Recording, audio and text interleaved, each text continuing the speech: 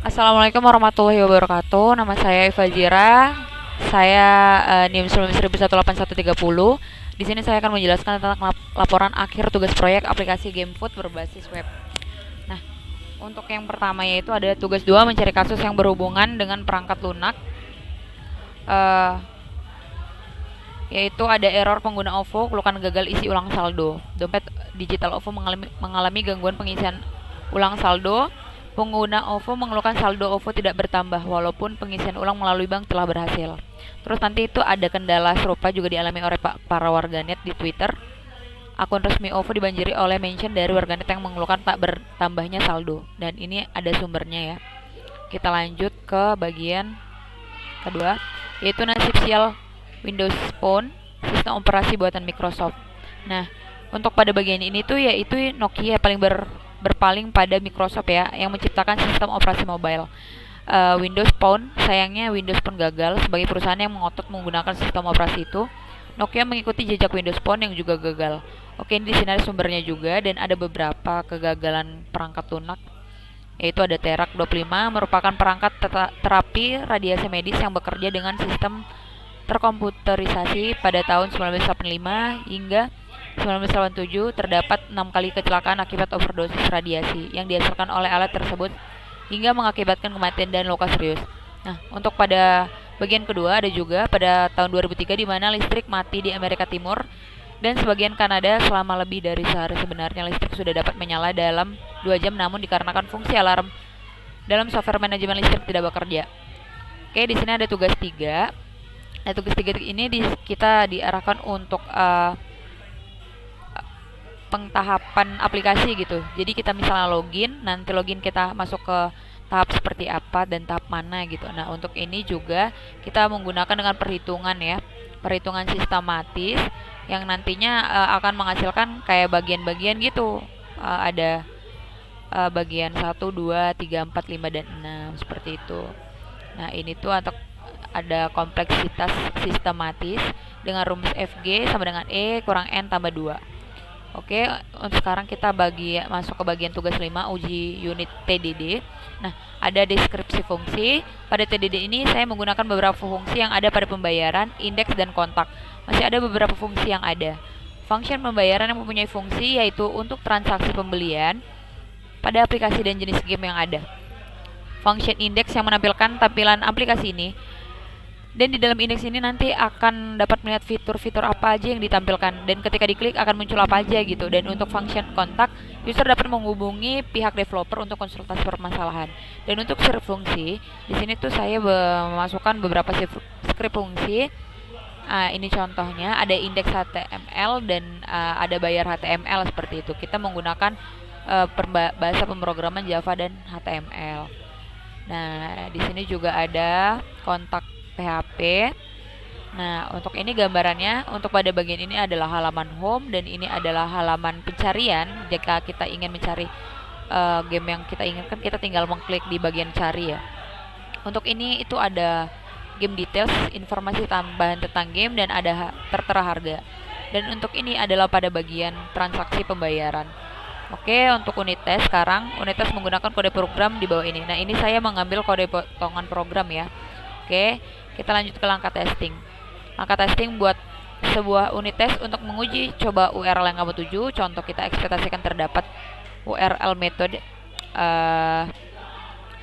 post dengan path dan login, lalu kita assert status code adalah 200.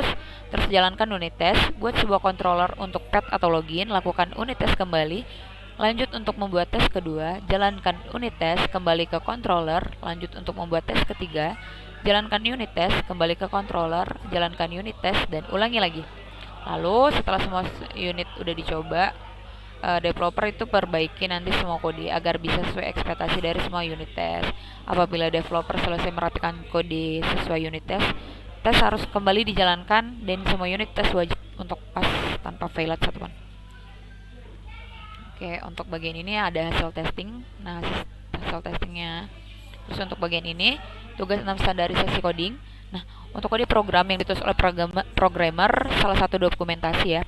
Kode programmer sebagai aset akan terus-menerus mengalami revisi dan evolusi selama digunakan.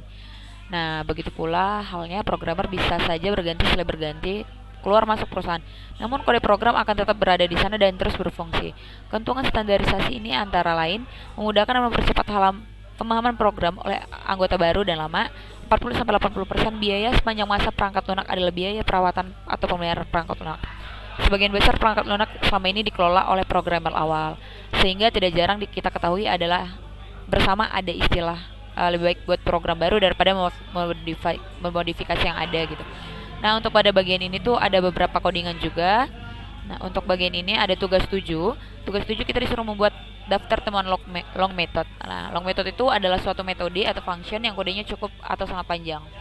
Nah, di long method ini melebihi 20 baris. Teknik mengatasinya itu adalah extra method ya, mengeluarkan sebagian kode dari suatu metode untuk dibuatkan sebuah metode baru. Semakin banyak baris kode di dalam metode, maka akan semakin sulit memahami apa yang dikerjakan oleh metode tersebut. Nah, di sini sudah ada beberapa codingan di metode ya sendiri. Di sini juga ada membuat daftar temuan variabel sementara. Dan sekarang kita maju tugas 8 uji fungsional. Nah, untuk program orang lain yang saya gunakan adalah dalam pengujian aplikasi di mata kuliah penjaminan kualitas perangkat lunak itu, saya mengecek satu persatu bagian aplikasi dari aplikasi yang mana aja gagal ataupun berhasil.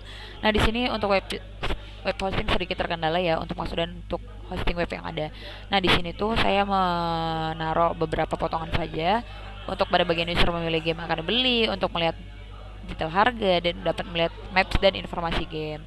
Oke, kita ke pengujian fungsional adalah salah satu jenis pengujian perangkat lunak yang khusus menguji sistem terhadap kebutuhan atau spesifikasi fungsional. Di dalam function ini, aplikasi yang dibuat ada fungsi transaksi dan fungsi penambah pesan dan sebagainya. Kebutuhan pengguna yaitu pengguna bisa melihat game apa yang akan dibeli.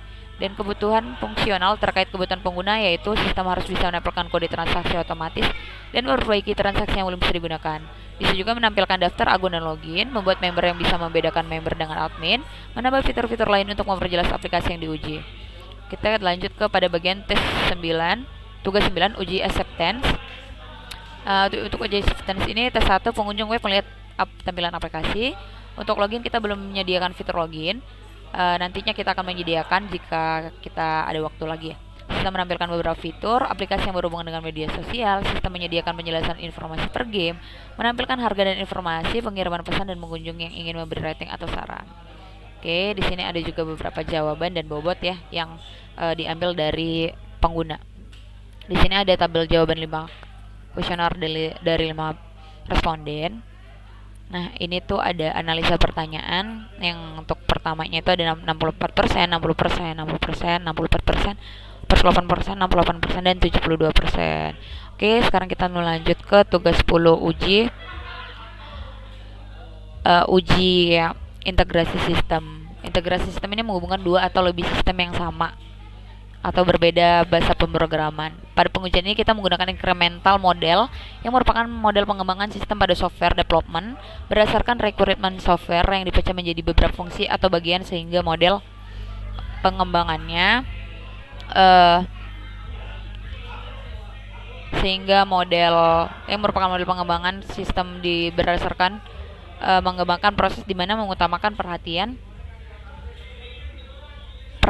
pada sistem requirement dan mengimplementasikannya dalam tim development, dan ada jumlah siklus integrasi sistem dan total waktu integrasi yaitu jumlah modul dalam sistem, kompleksitas modul relatif antar muka dan antar modul, jumlah modul yang dibutuhkan, apakah modul yang akan diintegrasikan telah diuji secara memadai, waktu penyelesaian untuk setiap siklus uji debug perbaikan. Nah, di sini ada fungsional analisa kebutuhan. Di sini ada sistem dapat menampilkan halaman home, view game, menampilkan kontak, profil, route pesan, validasi transaksi, keranjang pesanan, batalin pesanan, pencarian otomatis, dan di sini menggunakan SQL database dan tampilan yang mudah digunakan. Di sini ada tampilan halaman, tampilan pencarian, dan sekarang kita menuju ke tugas 11 uji integrasi sistem 2. Nah, di sini itu ada validasi arsitektural, demonstrasi sistem, implementasi uji, dan pengamatan uji. Oke, di sini menggunakan pengujian top down dan bottom up ya. Nah, pengujian top down merupakan pendekatan inkremental untuk penyusunan struktur program. Nah, pada bagian ini nanti kita masuk ke dalam home dan terdapat menu dengan berbagai pilihan seperti kontak, informasi, game, dan nanti ada transaksi pemesanan. Jadi sebelumnya tuh saya udah menggunakan beberapa grafik gitu kan, tapi ada di bagian laporan. Adapun pencarian game ini dapat dilakukan, transaksi dilakukan dengan memilih bank yang dipakai, lalu kontak juga nantinya menampilkan maps, kontak yang dihubungi, dan alamat yang dicantumkan. Selain itu kita bisa mengirim pesan dengan mengetikkan pesan yang ingin kita sampaikan. Nah, untuk tugas 12 kita masuk ke ukur mutu, ada perhitungan MC call. Dari ini kita mendapatkan correctness bobotnya 0,5, reliability 0,2, efisiensi 0,4, integrity 0,5, usability 0,4. Nah, di sini tuh ada rating. Kita langsung aja masuk ke rumus QFA sama dengan W1 kali W1 tambah W2 kali C tambah dan sebagainya. Nah, ini untuk diketahuinya. Ini sekarang bagian correctness yang kita dapat itu 23,12 dengan presentasi 442,4%, reliability 0,88, presentasi 17,6%, efisiensi 1,76 dengan presentasi 35,2%, integrity 6,6, presentasi 132%, dan usability 1,76 dengan presentasi 35,2%. Nah, di atas itu perhitungan emisi call ya, yang didapatkan dari faktor yang saat ini tercapai dan ada yang tidak tercapai sesuai dengan responden. Mungkin itu aja yang saya sampaikan. Saya Iva Jira, mohon pamit undur diri. Wassalamualaikum warahmatullahi wabarakatuh.